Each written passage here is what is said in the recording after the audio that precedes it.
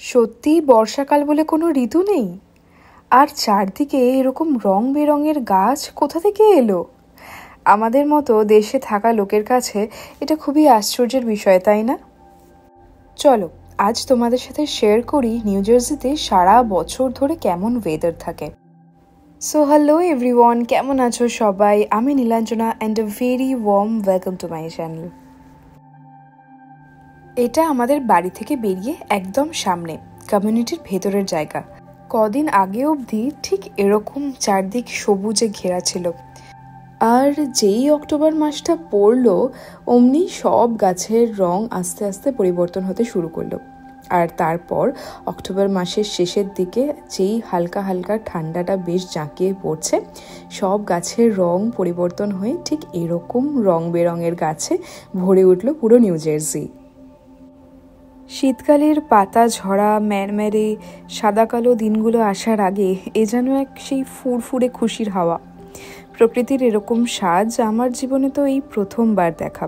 হয়তো তোমাদের মধ্যেও অনেকেই আছো যে প্রথমবার এরকম দেখছো, আর আমার মতোই বিস্মিত হচ্ছ। এই সিজনটা হলো ফল সিজন। তোমাদের কেমন লাগে এই রং বেরঙের গাছ কমেন্টে জানিও কিন্তু। তবে চারদিকের এই রং আর এত সুন্দর সুন্দর রঙের গাছ বেশি দিনের জন্য কিন্তু নয়। সাধারণত অক্টোবর মাসের শেষের দিক থেকেই প্রচণ্ড ঠান্ডা পড়তে শুরু করে, আর ঠিক এইটাই হচ্ছে একটা আইডিয়াল ওয়েদার গাছের রং পরিবর্তনের।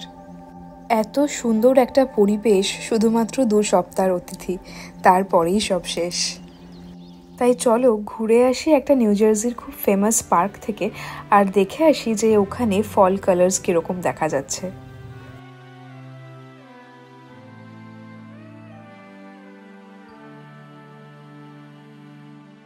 নিউ জার্সিকে বলা হয় গার্ডেন স্টেট, কারণ নিউ জার্সিতে প্রচুর এগ্রিকালচারাল ফার্মস আছে, আর তারই সাথে পুরো নিউ জার্সি জুড়ে অনেকগুলো সুন্দর সুন্দর পার্ক রয়েছে, যেটা এই স্টেটের গ্রিনারিজকে পুরো প্রিজার্ভ করছে।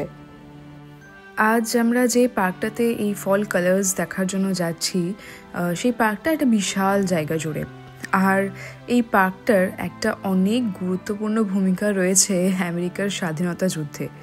তো সব কিছুই বলবো আস্তে আস্তে, আমার সাথে ব্লগটা দেখতে থাকো।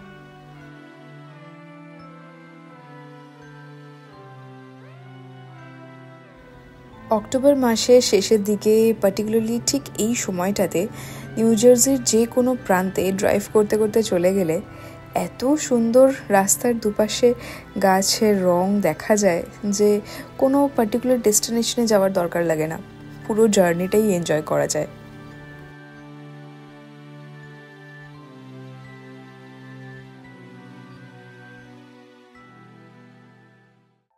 দেখো, কথা বলতে বলতে পৌঁছে গেছি মনমাউথ ব্যাটলফিল্ড পার্কে।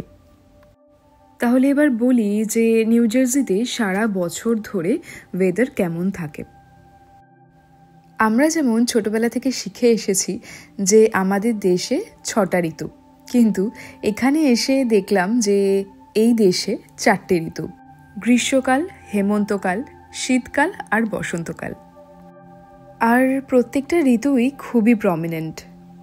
আর যে জিনিসটা দেখে খুবই অবাক লাগলো যে এই দেশে বর্ষাকাল, শরৎকাল বলে আলাদা কোনো ঋতু নেই। সাধারণত এই দেশে সারা বছর ধরেই বৃষ্টি হয়, তবে শীতকালে বৃষ্টির পরিমাণটা একটু বেশি। তাই অনেকেই বলে যে নিউ জার্সিতে শীতকাল মানেই হচ্ছে বৃষ্টি, বর্ষাকাল। সামার থেকে অটাম, এই দুটো সিজনই এই দেশে খুবই মজার।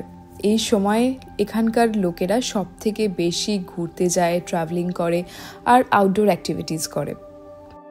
তবে এই বছরে জুন থেকে অগস্ট যেই সময়টাকে মেনলি সামার হিসেবে ধরা হয়, অন্যান্য স্টেটের মতো নিউ জার্সিতেও এই বছর প্রচণ্ড গরম পড়েছিল, আর টেম্পারেচার তো প্রায় 35 থেকে 40 ডিগ্রির কাছাকাছি ছিল, যেটা নিউ জার্সির লোকের কাছে খুবই অবাক করা বিষয়। কারণ এই স্টেটটা একটু বেশি শীতপ্রবণ, ঠান্ডা বেশি পড়ে, গরমকাল কম, কিন্তু এই বছরে সেটা একদমই হয়নি। এই তীব্র গরমকালের পর আসে হচ্ছে বছরের সব থেকে ভালো সময়, আর সেটা হলো হেমন্তকাল বা অটাম সিজন। সেপ্টেম্বর থেকে নভেম্বর এই 3টে মাস জুড়ে নিউ জার্সি ঘোরার জন্য একদম বেস্ট সময়। যেমন হালকা ঠান্ডায় বাইরে মজা করা যায়, তেমনি এই সব থেকে সুন্দর ফল কালার্সও দেখা যায়।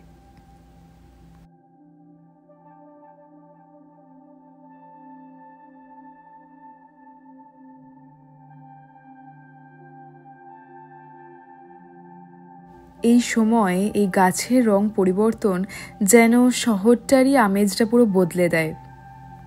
আমি যতবারই বলি ততবারই হয়তো এটা কমই বলা হবে, কারণ এই প্রথমবার আমি সামনে থেকে এই জিনিসটা উপভোগ করছি।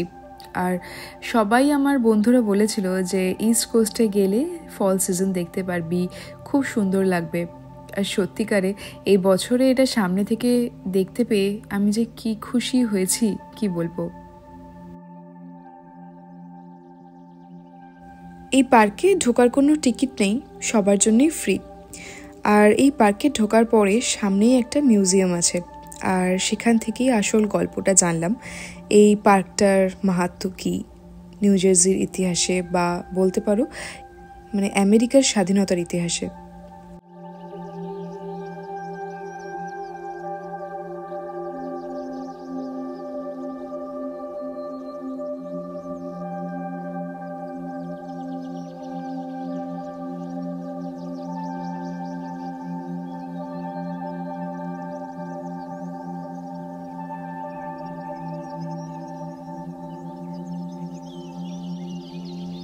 মানমাউথ ব্যাটলফিল্ড নামটা শুনেই নিশ্চয়ই বুঝতে পারছো যে কোনো একটা যুদ্ধ এই জায়গায় হয়েছিল।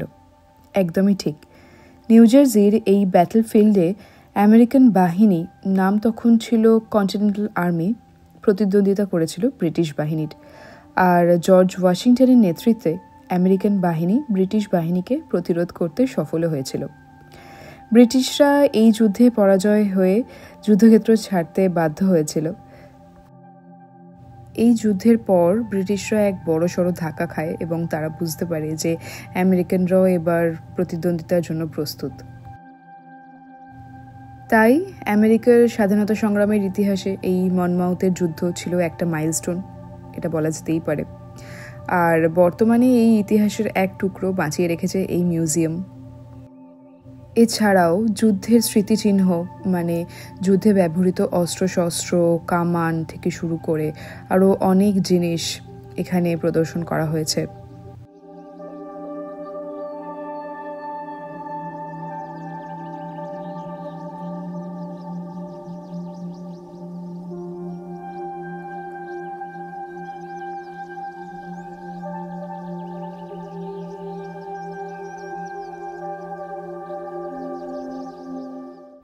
তো এই পার্কটার নাম মানমাউথ ব্যাটলফিল্ড, কী কারণ আর তার কী গুরুত্ব, সেগুলো তো সবই বললাম।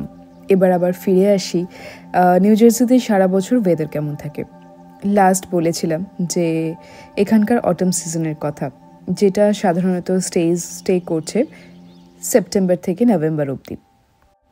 আর তারপরেই আসে বছরের সব থেকে বোরিং সময়, উইন্টার সিজন।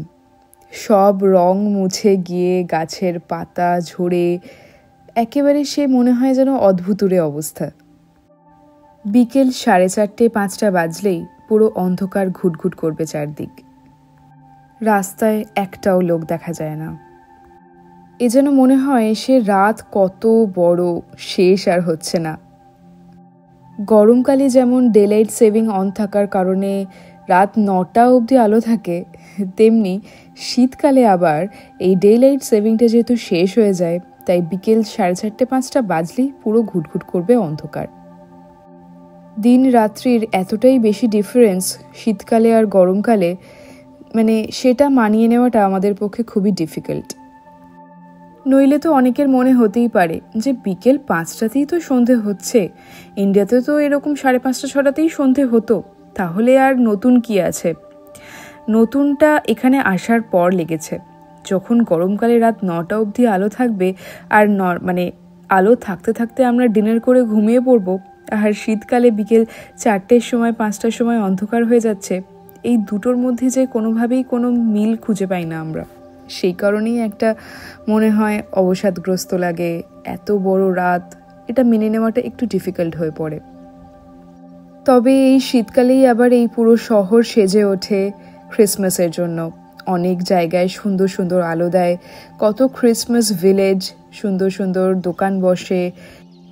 তবে নিউ জার্সিতে শীতকালে কিন্তু প্রচণ্ড ঠান্ডা পড়ে। শীতকালে টেম্পারেচার প্রায় -15, -20তেও চলে যেতে পারে। তবে লাস্ট কয়েক বছর ধরে স্নোফলটা একটু কম হচ্ছে।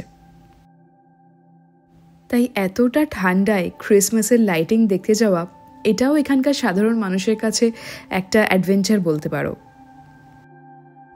আমরাও এই বছর ক্রিসমাসে বেশ কয়েকটা জায়গায় ঘুরতে যাচ্ছি, তোমাদের সাথে সব শেয়ার করব। নভেম্বর মাস থেকে ভালো মতো ঠান্ডা পড়তে শুরু করলেও সব থেকে যে এক্সট্রিম ওয়েদারটা, সেটা ওই ডিসেম্বর, জানুয়ারি, ফেব্রুয়ারি এই 3টে মাসেই থাকে। এরপর ফেব্রুয়ারি মাসের গোড়ায় ঠান্ডাটা এবার আস্তে আস্তে কমে যেতে শুরু করে, আর মার্চ মাস থেকে শুরু হয়ে যায় স্প্রিং সিজন। মার্চ থেকে মে এই পুরো সময়টা চলে এখানে স্প্রিং সিজন। তবে মার্চ এপ্রিলে যে একেবারে ঠান্ডা কমে যায় তা কিন্তু নয়, মানে -10, -5 এগুলো হয় না। তখন ওই মার্চ এপ্রিল মাসে 5, 10, 15 এরকম নর্মাল টেম্পারেচার থাকে। অনেকটা বলতে পারো সেই নাতিশীতোষ্ণ ওয়েদার, না ঠান্ডা না গরম। এই সময় সব থেকে একটা বড় ইভেন্ট হলো চেরি ব্লসম। সব গাছে ফুল ফোটে, পুরো শহর ফুলে ভরে যায়। আর শীতকালের মতোই এই পুরো স্প্রিং সিজন জুড়ে প্রচুর বৃষ্টি হয়। দেখো, গল্প করতে করতে এই পুরো পার্কটা হাঁটতে হাঁটতে আলটিমেটলি আমরা সেই ব্যাটলফিল্ডের কাছে এসে পৌঁছেছি। এই দিগন্ত বিস্তৃত মাঠ, কোন দিক থেকে শত্রুদল অ্যাটাক করবে এটা বুঝে স্ট্র্যাটেজি ঠিক করা সত্যি খুবই ডিফিকাল্ট। 1770-এর দশকে যেখানে এই যুদ্ধক্ষেত্রে আমেরিকান বাহিনী ও ব্রিটিশ বাহিনীর মুখোমুখি হয়েছিল, বর্তমানে এই জায়গায় মেনলি ফার্মিং করা হয়। নিউ জার্সিতে সারা বছর ধরে কেমন ওয়েদার থাকে সেটা তো তোমাদের সাথে ডিটেলসে শেয়ার করলামই। তা সত্ত্বেও তোমাদের মনে যদি কোনো প্রশ্ন জাগে তাহলে আমাকে কমেন্টে লিখে জানিও কিন্তু। আজকের ব্লগটা তাহলে এখানেই শেষ করছি। আর তোমাদের রিকোয়েস্টেড একটা টপিক নিয়ে খুব শীঘ্রই একটা নতুন ব্লগ নিয়ে চলে আসছি, তো সঙ্গে থেকো। আর আমার ব্লগস কেমন লাগছে আমাকে একটু কমেন্টে জানিও, তাহলে আমারও একটু ইন্টারেস্ট বাড়ে আর কি। তো চলো, দেখা হচ্ছে আবার একটা নতুন ব্লগে। ততক্ষণ পর্যন্ত তোমরা সবাই ভালো থেকো, আর আমার চ্যানেলটা ভালো লাগলে সাবস্ক্রাইব করে দিও। টাটা।